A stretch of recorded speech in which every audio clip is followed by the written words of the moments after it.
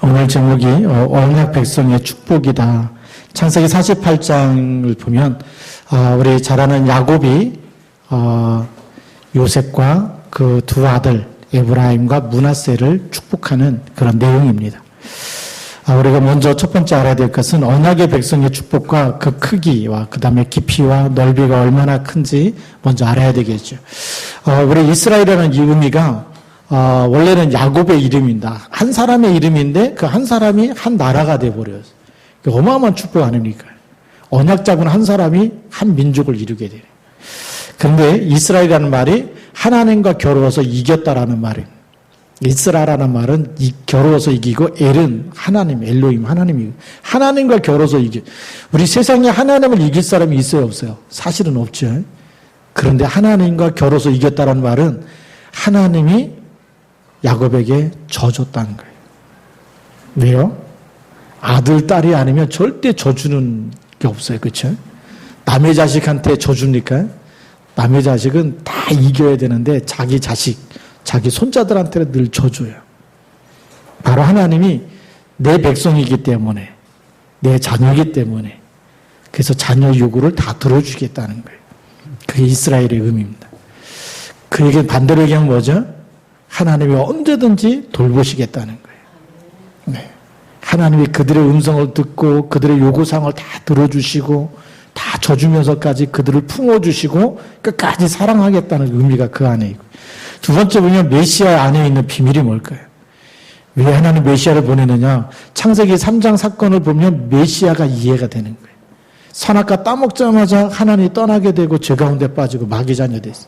인간은 어떤 문제로도 저주와 재앙과 불행에서 창세기 3장 문제를 스스로 해결할 수 있는 인간은 지구상에 아무도 없어요. 그래서 사도행전 4장 12절에 보니까 천하인간의 구원을 얻을 만한 다른 이름을 우리에게 주신 일이 없습니다. 그래서 어떤 이름 가지고도 구원을 얻을 수 없기 때문에 하나님이 누굴 보내시겠다고요? 메시아, 여자의 후손을 보내겠다.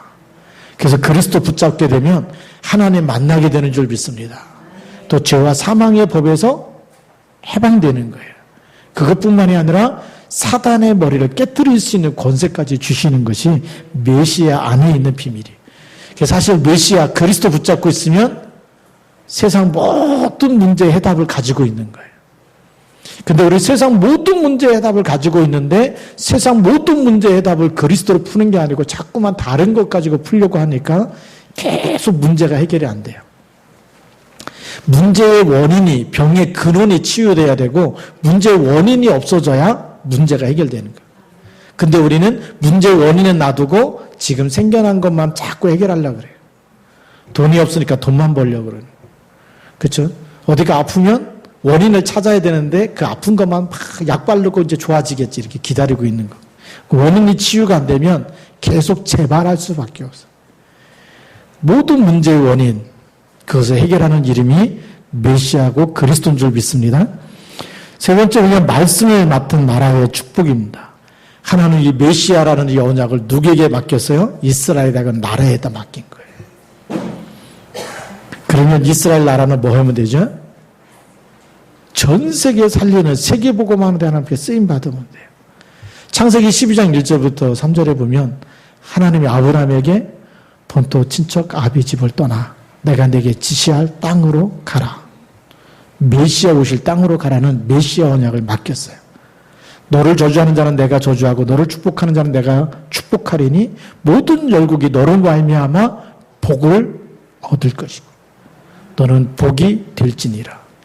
하나님이 이 언약을 아브라함에게 다 맡겼어요.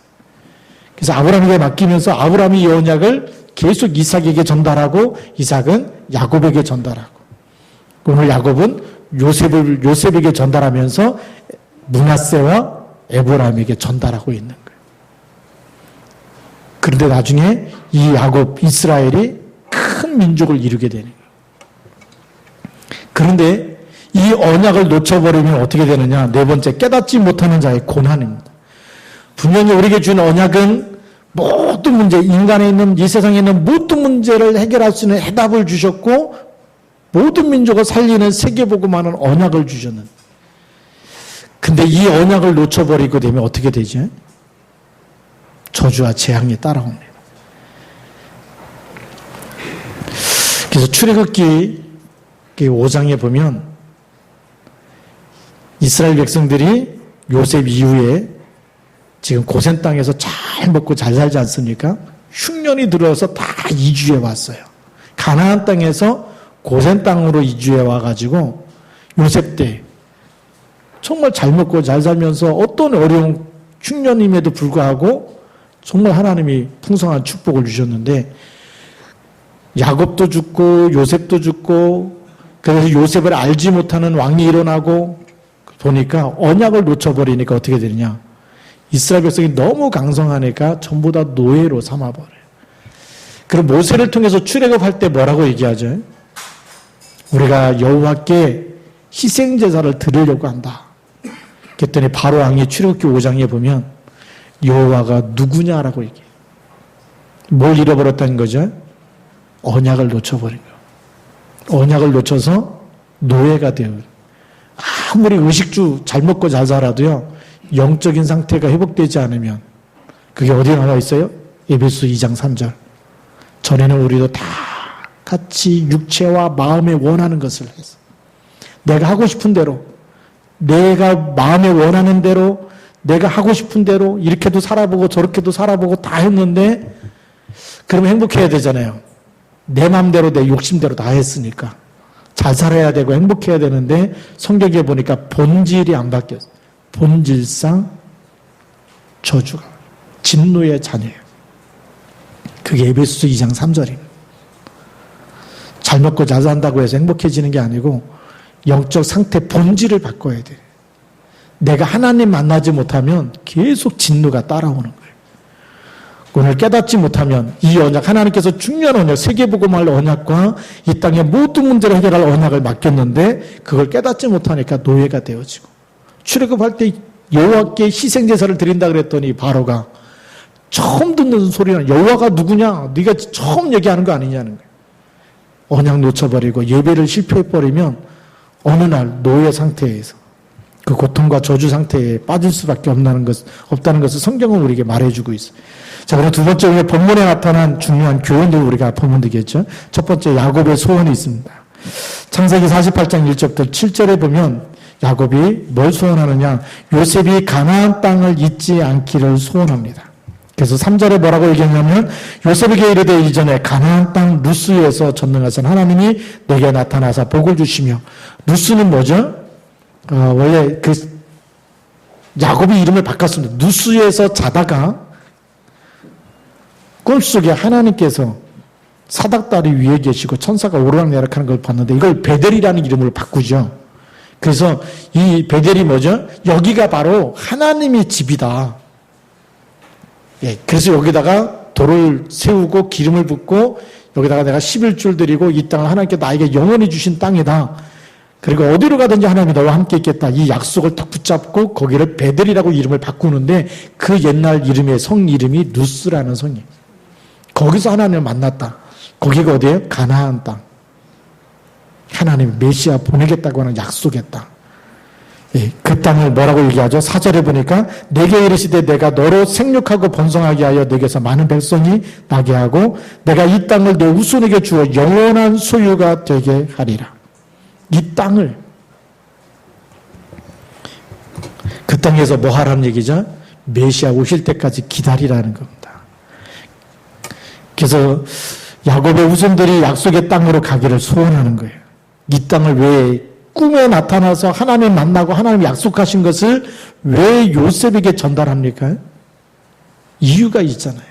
지금 병들어 죽게 됐어요. 1절에 보면 아버지가 병들었다. 그래서 요셉이 두 아들 에브라임과 므낫세를 데리고 막 아버지 야곱에게 왔는데 야곱이 요셉을 보자마자 힘을 내갖고 일어나서 마지막 언약을 전달하는 거예요.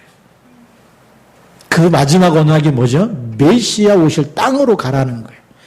하나님이 나에게 약속하신 그 땅, 우리 후손에게 영원히 주겠다고 약속하신 그 땅을 우리가 가야 된다.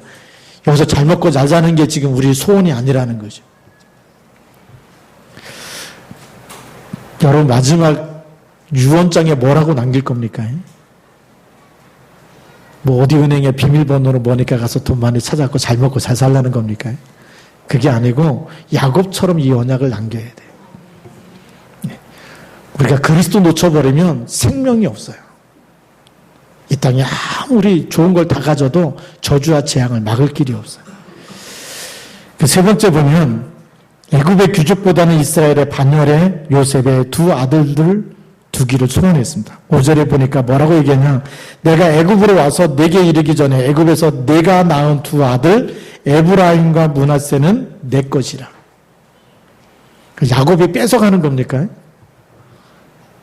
그 아들이 요셉의 아들들인데 내 것이라. 그래서 누르벤과 시므온처럼 될 것이고, 그럼 네 아들은 6절에 나오죠. 이들 후에 내 소생은 내 것이 될 것이며 그들의 유산은 그들의 형의 이름으로 함께 받으리라. 그 요셉은 지금 아들 둘을 뺏긴 게 되잖아요. 그러면 이스라엘 12지파가 돼야 되는데 두 아들을 데리고 오면 13지파가 되거든. 근데 그 중에 요셉은 지파에 들어가지 않고 요셉의 목 때문에 두 아들이 두 지파로 들어가게 돼. 두 몫을 주게 되고, 레위 지파는 기업을 주지 않기 때문에 여호와의 기업이 되고 땅을 분배하지 않거든요. 그래서 12지파가 되는 거예요. 하나님의 중요한 계획이 다 이루어지게 돼 있죠. 자, 그래서 이 요셉의 반열, 이 두 아들들을 지금 12지파 속에 지금 내 아들로 두어서 하나님의 계획을 이루는 일에 쓰겠다는 겁니다.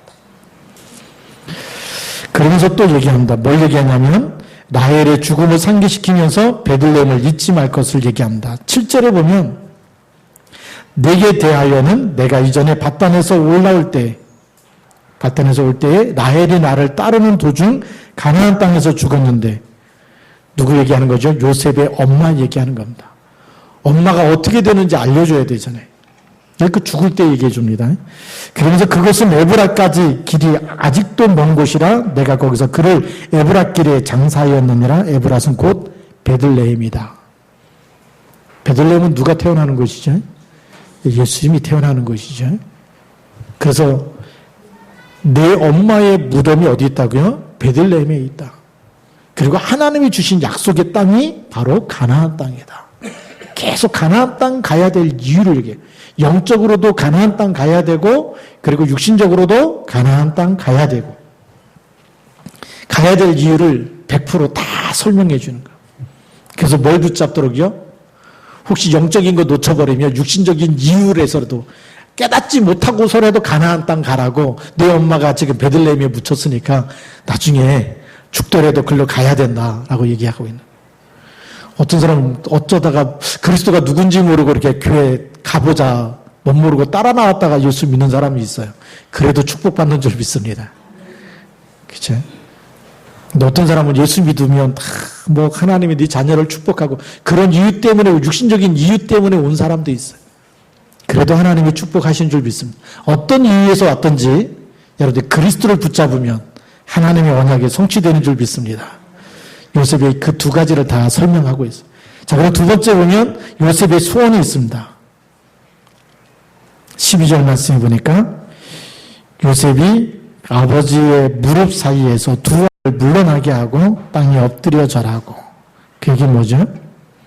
애굽에서 나왔고 귀족으로 있는 자녀들이 이스라엘 지파에 들어가기를 소원하는 거예요. 아버지 소원대로 내 아들이 아니라 이제는 두 아들이 이스라엘의 지파에 들어가게 하옵소서. 그래서 그냥 두 아들을 잠깐 물리고 아버지의 뜻대로 하옵소서 아버지에게 절하는 거예요. 땅에 엎드려 절했다는 얘기는 완전히 100%, 200%, 300% 순종한다는 말입니다. 만약에 이게 마음에 안 들면 어떻게 되죠? 벌떡 일어나서 아버지한테 막 삿대질하고 욕을 하고 그리고 문을 박차고 나가야 되겠죠. 내 아들을 왜 뺏어갑니까? 뭐 이러면서 화를 버럭 내야 되지 않겠어요? 근데 그 아들을 잠깐 뒤로 물리고 땅에 엎드려 절하면서 아버지 말씀에 100% 순종하겠다는 겁니다. 그래서 12지파 속에 그 두 아들이 들어가게 됩니다. 그러면서 하나님의 축복을 받기를 소원합니다. 그래서 오늘 그 야곱이 두 아들을, 이 요셉의 두 아들이지만 이제 자기 아들처럼 두 지파를 이렇게 품에 안고, 그래서 이제 이 축복을 하게 합니다. 그래서 13절부터 보면 축복 기도하는 그 기도가 나와 있죠. 그래서 14절에 보면 이스라엘이 오른손을 펴서 차남 에브라임의 머리에 얹고, 원래 오른손은 장남 머리에 얹어야 돼. 차남의 머리에 얹어요. 그리고 왼손을 펴서 므낫세 머리에 얹으니 므낫세는 장자라도 팔을 엇바꾸어 얹었더라. 그러면서 이제 축복하기 시작합니다. 이거 보면서 이제 그 요셉이 장자에게 얹으라고 얘기하는데 아니다라고 하면서 끝까지 해서 이제 이 오른손을 차남에게 에브라임에게 얹고 그 다음에 왼손을 장자에게 얹습니다. 왜 그랬을까요? 이게 알고 보면 그 야곱이 가지고 있는 숨은 상처고 숨은 문제입니다. 태어날 때부터 누구 그 발뒤꿈치를 잡고 태어났죠? 에서 발뒤꿈치를 붙잡고 태어난 사람이 야곱입니다. 야곱이 하나님의 축복을 받고 싶은데 먼저 태어나고 싶은데 에서가 먼저 나가니까 뱃속에서부터 형 나가지 말고 내가 먼저 나가야 된다고 이렇게 발 잡고 나와갖고 발뒤꿈치를 붙잡은 자, 좀 비열하다라는 뜻의 이름이 야곱인데 이 이름을 가지고 살면서 얼마나 많은 교령을 당했어요. 그래서 자기가 이 하나님의 축복을 빼앗기 위해서 형 에서에게 장자의 명분을 사고 팥주고 팔고 막 이러면서까지. 그리고 이삭이 눈이 안 보여갖고 이제 그 에서를 축복하려고 할 때에 양가죽을 다 뒤집어 쓰고 들어가서 에서라고 그래서 모든 축복을 다 받아냈거든. 죽음을 무릅쓰고 받아낸 그 축복. 그것 때문에 형 에서를 피해서 평생을 고생하다가 나중에 한 20년 넘도록 그 라반의 집에서 있다가 돌아갈 때 형이 400명의 군인을 데리고 칼을 찬 군인을 데리고 나온다. 얼마나 두려웠겠어요. 차남으로 가지고 있던 그 상처. 그렇죠. 하나님이 이스라엘이라는 이름으로 바꿔주시고 나서 이제 풀리기 시작했는데 그거를 평생 간직하면서 이번에는 아예 그냥 차남 에브라임에 대해 오른손을 얹고 축복하는 거. 야곱이 가지고 있는 상처였지만 그런 야곱이 자기가 당했던 그런 상처 속에 살지 않고 그냥 하나님의 축복을 누리면서 살도록 그렇게 후대를 축복하는 모습을 우리가 볼 수가 있어요. 어떤 때 여러분들이 이 숨은 상처가 치유되지 않으면 우리도 그것 가지고 살아가게 됩니다. 여러분도 모르는 사이에 살아가게. 그래서 우리가 복음으로 빨리 치유되는 게 너무 중요하고요. 자, 그런데 더 중요한 건 뭐냐면 야곱에게 있는 기도의 축복권을 알고 있던 요셉입니다. 아브라함의 하나님, 아브라함이 이삭을 축복하게 되고 이삭이 야곱을 축복하게 돼요. 야곱이 오늘 에브라임과 므낫세, 요셉을 더불어서 에브라임과 므낫세를 축복하게 됩니다. 그 얘기는 뭐죠? 부모에게는 뭐가 있다는 겁니까? 축복권이 있다라는 거예요. 왕에게도 축복권이 있고 제사장, 선지자에게 축복권이 있어요. 그래서 왜 예배 드릴 때 목사님 앞에 이렇게 기도 받으려고 그러냐? 축복권이 있기 때문에. 예배권이 있지만 축복권이 있어요. 그래서 이 구약시대 제사장에게는 세 가지 축복권이 있어요. 기도할 때 주신 축복권과 예배 드리는 권과 그 다음에 판결권을 주셨어요. 네. 그래서 이제 기도 받는 거거든요. 지금도 마찬가지입니다. 여러분이 자녀를 축복할 때 하나님이 역사하신 줄 믿습니다. 경상도에서는 자기 자녀가 이렇게 좀 안 좋은 일을 하고 막 그럴 때마다 마음에 안 들 때마다 그 욕을 했습니다. 무슨 욕을 많이 했을까요? 이 문둥이 같은 자식아 이러면서 욕을. 그래서 실질적으로 경상도에는 문둥병자 환자들이 그렇게 많았다고 이렇게. 예. 그리고 또 어느 동네는 또 그러죠. 뭐 혀가 막 이렇게 빠질 놈아 막 이렇게 그렇게. 거기는 자살해갖고 자살하면 이렇게 뭐 혀가 빠진다네. 자살해서 죽는 사람들이 많고 그러는데 우리가 이 말에는요 씨가 있습니다. 우리가 언약을 전달하는 게 왜 축복이냐? 하나님의 언약을 전달하고 언약을 붙잡고 있으면 뭐가 성취될까요? 하나님 말씀이 성취돼 버려요. 이사야 40장 8절에 보니까 푸른 마르고 꽃은 시드나 여호와의 말씀은 영영이 서리라. 히브리서 4장 12절에 보니까 하나님의 말씀은 살았고 운동력이 있어 좌우에 나서는 어떤 것보다도 예리하다 그랬어요. 하나님의 말씀은 살아있어요, 죽어있어요? 살아있어요. 그래서 언약을 전달하고 언약을 붙잡을 때마다 그게 각인 뿌리 체질되어지면 하나님은 언약을 이루시는 줄 믿습니다. 사람의 말이 아니래요. 그러니까 여러분들이 자녀를 볼 때마다 축복해야 됩니까? 아니면 팍 욕을 해야 됩니까? 예. 아무리 기분 나빠도 이 녀석 하나님의 축복받을 녀석아 이러면서 욕을 해야지 딴 욕을 하면 안 되거든요. 뭐 혀가 빠진다더니 뭐 뭉둥이 같다더니 뭐 예. 나가서 죽으라는 이러면 안 됩니다. 예. 그 이제 복음 모르는 사람들이 너무 한맺혀가지고 예. 그렇게 하기 때문에 그게 눈에 안 보이지만 누구 역사일까요? 사단의 역사. 여러분에게 축복권이 있기 때문에 반드시 자녀를 축복하시기 바랍니다. 또 야곱의 축복기도입니다. 야곱의 축복기도 보니까 48장 6절에 보면 누구처럼 될 것이라고요? 5절 6절에 보면 내가 애굽으로 와서 내게 이르기 전에 애굽에서 내가 낳은 두 아들 에브라임과 므낫세는 내 것이라 누벤과 시므온처럼 될 것이요. 그리고 그 형들의 이름으로 함께 받으라. 유산을 받을 때 나머지 그 형들 있잖아요. 유다, 누벤, 유다, 갓, 단, 그 지파의 이름이 있는데 그 형들처럼 똑같은 유업을 받게 될 것이다. 그렇게 축복하게 되죠. 그 다음에 아브라함, 이삭, 지금까지 인도하신 하나님의 축복을 우리 후대들이 받게 될 것이다. 그게 15절, 16절입니다. 그냥의 하나님이 아니고 15절에 보면 그가 요셉을 위하여 축복하여 이르되 내 조부 아브라함과 아버지 이삭이 섬기던 하나님, 나의 출생으로부터 지금까지 나를 기르신 하나님. 그 무슨 얘기하고 있는 겁니까? 이 하나님이 지금 누구 하나님이죠? 나의 하나님이에요. 그 하나님이 우리 후대를 축복하시거든. 이게 성경에는 언약입니다. 이거는 누구도 바꿀 수 없는 언약이고 증거인 줄 믿습니다. 성경에 있는 증거를 가지고 대대로 내려오는 그 하나님이란 증거를 가지고 그 이름으로 후대를 축복하는 거예요. 그러면서 므낫세와 에브라임을 축복하는 야곱의 손입니다.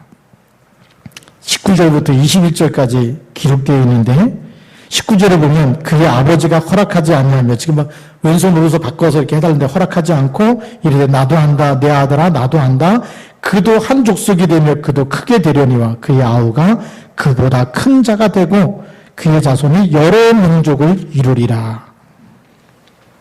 그리고 20절에 보면 그날에 그들에게 축복하여 이르되 이스라엘이 너로 말미암아 축복하기를 하나님이 내게 에브라임 같고 므낫세 같게 하리라 하며 에브라임을 므낫세보다 앞세웠더라. 이 축복의 증거가 언제 나타나냐면요. 여호수아 1장부터 보면 눈의 아들 여호수아 모세 대신에 모세의 후손 수종자를 하나님이 여호수아를 통해서 가나안을 이제 들어가게 하시는데 그 여호수아가 어느 지파 사람이냐면 에브라임 지파 사람. 성경은 그대로 축복한 대로 응답이 오고 있는 거죠. 여호수아가 누구 지파라고요? 에브라임 지파. 에브라임을 더 축복했잖아요. 므낫세보다 더 큰 자가 될 것이라고. 하나님이 그대로 응답하신 거 우리가 보게 되고요. 그 다음에 두 배의 땅 요셉입니다. 81절 22절에 보니까 뭐라고 기록되어 있냐면 이스라엘이 요셉에게 나는 죽으나 하나님이 너희와 함께 계시사 너희를 인도하여 너희 조상의 땅으로 돌아가게 하시려니와 가나안으로 가게 된다는 거죠. 22절에 내가 내게 내 형제보다 세겜 땅을 더 주었나니 형제들에게 다 똑같이 땅을 똑같이 분배하는데 한 몫을 세겜 땅을 더 주었다. 예, 그렇게 약속하고 있는 겁니다. 땅을 두 배로 차지하게 되는 거죠. 그래서 우리가 언약 속에 있으면 다른 사람이 받은 축복보다 더 큰 축복을 받게 되어져. 그래서 우리 이삭을 보니까 이삭은 그랄 땅에서 농사졌는데 몇 배로 축복받죠? 기근이 든 땅에서 농사졌는데 100배로 얻게 돼요. 불신자보다는 100배, 100년의 축복을 받게 되는 거고요. 그리고 그냥 언약 잡고 가는 사람보다 정말 이 에브라임과 같은 하나님의 은혜 속에 있어서 정말 언약 속에 있게 되면 여러분들이 후대를 축복하게 되면 그 후대는 두 몫의 축복을 받게 되는 이런 일들이 일어납니다. 그래서 오늘 우리가 붙잡아야 될, 오늘 창세기 48장을 보면서 그래 우리가 뭘 붙잡아야 되느냐? 언약의 백성을 향한 하나님의 절대 계획이 무엇인가? 나를 향한 하나님의 절대 계획이 내가 예수 믿었는데, 그렇죠? 하나님의 자녀가 됐는데 그것이 그 끝이냐? 아니면 하나님의 또 다른 계획이 있느냐? 절대 계획이 있습니다. 절대 계획이 뭘까요? 세계 복음화가 절대 계획입니다. 예수님의 부활 메시지에 보면 그러므로 너희는 가서 모든 민족으로 제자를 삼아 만민에게 다니면서 복음을 전파해라. 오직 성령이 너희에게 임하시면 너희가 권능을 받고 예루살렘과 온 유대와 사마리아 땅끝까지 이르러 내 증인이 되리라. 땅끝까지 가라고 하는 거예요. 그 땅끝까지 갈 때까지 하나님 우리에게 언약을 계속 주고 증인으로 쓰시겠다는 거예요. 그게 하나님의 절대 계획인 줄 믿습니다. 두 번째, 언약을 가진 하나님의 사람에게 와 있는 응답이 무엇인가요? 하늘과 땅의 모든 권세 그리스도께서 임마누엘로 함께 위드 임마누엘 원네스로 함께 있어요. 그게 와 있는 응답이에요. 근데 우리는 와 있는 응답을 놓쳐버리고 자꾸 눈에 보이는 걸 따라가려고 그러는 거예요. 돈이 있어야 되고요, 건강이 있어야 되고, 뭐 차가 있어야 되고, 집이 있어야, 자꾸 우리는 다른 걸 붙잡으려고 그러거든요. 그걸로 행복하지 말고 그 전에 하나님이 나와 함께하는 걸로, 우리와 함께하는 임마누엘로 원네스로 행복해야 될 줄로 믿습니다. 이 언약으로 행복하지 않으면요, 자꾸만 동기가 생겨요. 와 있는 축복을 몰라요. 이미 하나님의 자녀가 되는 권세, 그렇죠. 우리 안에 그리스도가 와 있으면 하늘과 땅의 모든 권세 가진 주님이 함께 있는 거예요. 그것부터 우리가 누릴 수 있어야 되거든요. 이 복음을 누리시기 바랍니다. 그래야 흑암이 무너지는 거예요. 우리는 이 복음을 놓치면 놓칠수록 자꾸 세상 걸 누리려고 하면 되는 것 같은데 안 되게 돼 있어요. 그래서 왜 예배 성공이 인생 성공이냐? 하나님 중심으로 살다 보면 우선순위를 늘 예배에다 두면 모든 게 따라오는 줄 믿습니다. 세 번째 보면 나의 언약의 여정 속에 있는 문제와 사건들은 어떻게 해석을 해야 되나요? 문제를 해결하지 말고 문제의 근원을 해결해야 되는 거예요. 사건 속에서 빠져나오려고 하죠. 요셉이 노예로 팔려갔어요. 노예에서 빠져나오는 게 답이 아니에요. 그 속에 있게 하시는 하나님의 계획. 그 문제 속에, 그 사건 속에 하나님의 나를 향한 하나님의 계획. 뭘 갱신해야 될지, 하나님의 계획이 뭔지, 이걸 왜 나에게 주셨는지, 이걸 통해서 하나님이 내가 어떤, 하나님이 원하시는 게 뭔지를 그걸 찾아낼 수 있어야 돼요. 그걸 찾아내지 못하면 계속 원망하고 불평하고 불신앙하고, 그래서 믿음도 두 가지가 있어요. 늘 안 된다고 하는 믿음, 부정적인 믿음이 있고, 하나님이 하시면 된다는 절대 가능의 믿음을 가지고 있는 사람이에요. 여러분들 절대 가능의 믿음을 가지시기 바랍니다. 그 다음에 네 번째 보면 언약 가진 자의 축복권을 어디에서 누구에게 써야 하나요? 우리 어디다 써야 됩니까? 우리 후대에게 써야 됩니다. 그래서 우리 랩런트 운동이 있는 거예요. WRC 이번 주에 이제 화요일부터 금요일까지 시작되는데 세계 랩런트 컨퍼런스가 WRC입니다. 전 세계에 있는 랩런트를 복음으로 언약을 전달해서 축복하는 거고요. 그럼 뭐가 일어나죠? 세계 복음화 일어날 것이기 때문에. 여러분들이 가진 것을 우리 랩런트들과 전달해요. 그래서 우리 시화중학교 OMC 만든 이유가 거기 있습니다. 우리 랩런트를 축복해야 된다.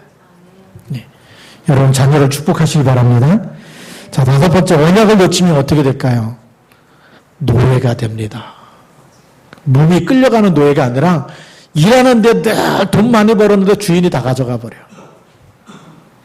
어떤 사람 일 열심히 했는데 막 3개월 동안 월급 못 받았어요. 뭐 그게 뭐냐? 노예는 열심히 일해도 자기가 받을 수 있어요, 없어요? 자기 소유권이 없어요. 자기 시간이 없어. 기도해야 됩니다. 뭐 어디 훈련 받으러 가고 싶어도 내 시간이 없어. 매여가지고. 그게 노예예요. 내가 하나님 앞에 들을 수 있는 시간에 드리고 훈련 받을 수 있는 시간에 훈련 받고 이게 축복인 줄 믿습니다. 그렇잖아요. 뭐 꼭 몸이 끌려가야지만 포로가 아니라니까요.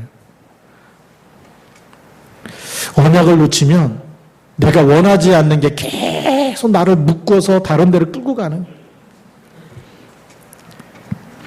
언약을 놓치면 사람을 살리게 되고 사람이 따라오는 줄 믿습니다. 그렇죠?